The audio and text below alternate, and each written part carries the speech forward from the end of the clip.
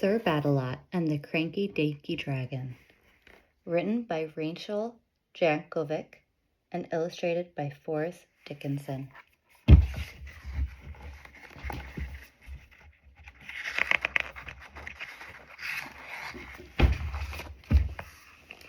In the land of somewhere normal was a town called Boring Plain and a tiny magic kingdom no one knew by any name.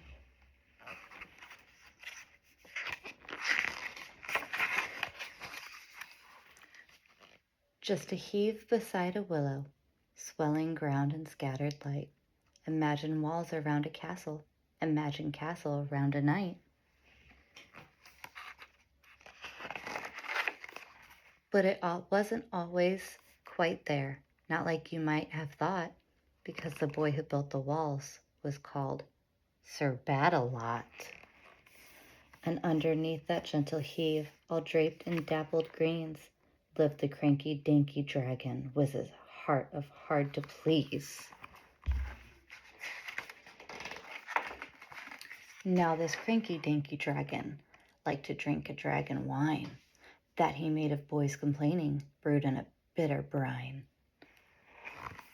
And whenever he had drunk his fill, he'd crawl from underground to mess with our Sir Badalot and knock his castle down.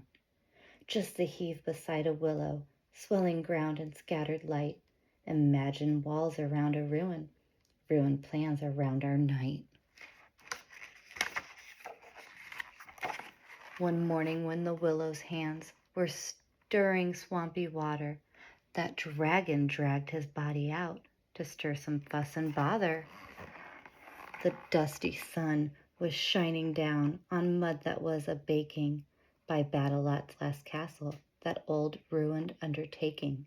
Sir Badalot was sweating mad with his own messed up castle. He still didn't know why a dragon was, what made his work unravel.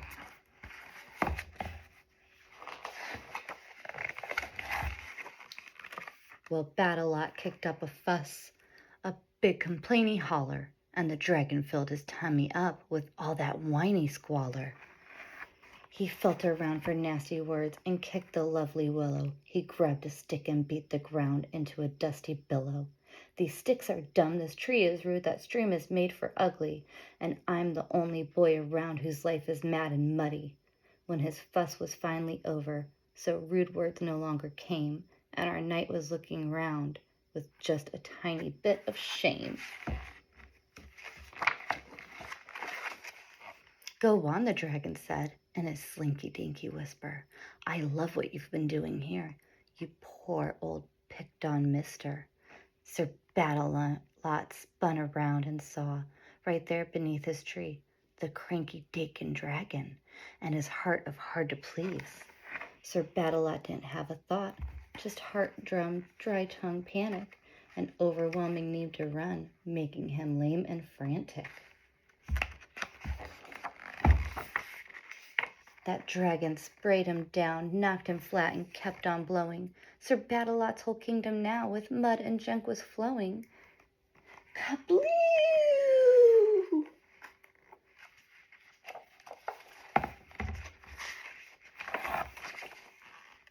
At last it sort of petered out, and with a cranky-danky waddle, the dragon dragged his body back into his murky hollow. Sir Badalot lay still in thought of what exactly happened, then slowly pried his body out, a lot bit damp and flattened. It seemed like time that he should try to learn to be more clever and keep that nasty dragon outside his walls forever. So Badalot went walking around and eyeing every angle, thinking how to build some walls against this dragon wrangle. Since knights are made for fighting, I could fight him like a man. And what about I chase him out if he crawls into my land? In that sweaty mannish work, making bricks and stacking cans, he forgot his every messy fuss about the mud and dirt and sand.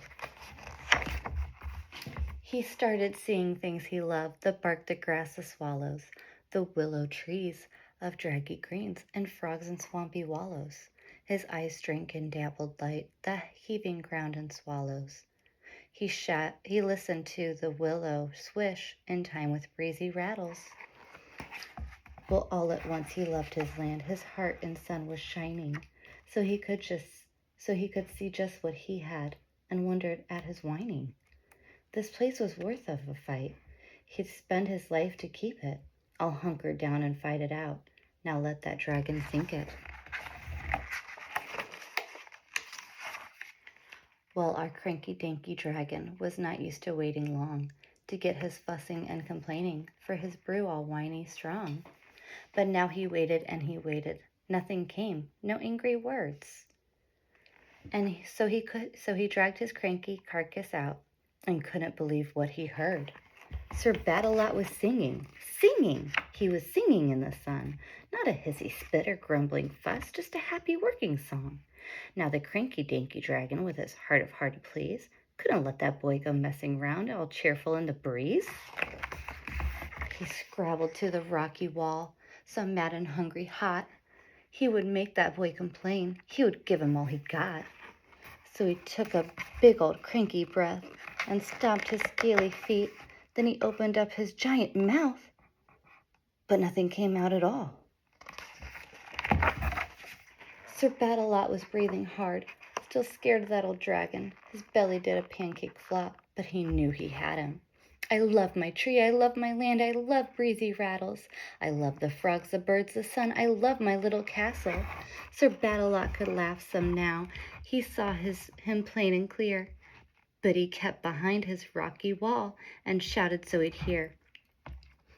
You can't be here, get off my land, you big old turkey buzzard. I will not let you in again, no matter how you hover.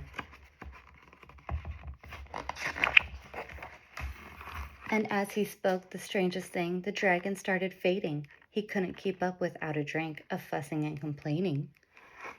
Sir Badalot just kept right on with all that he was glad for until that dragon disappeared, and still a little after. And in the land of somewhere normal, there is a town called Boring Plain, where a tiny magic kingdom finally got its magic name. Just a heave beside the willow, swelling ground and scattered light, strong walk balls around a castle, strong rock castle around a knight.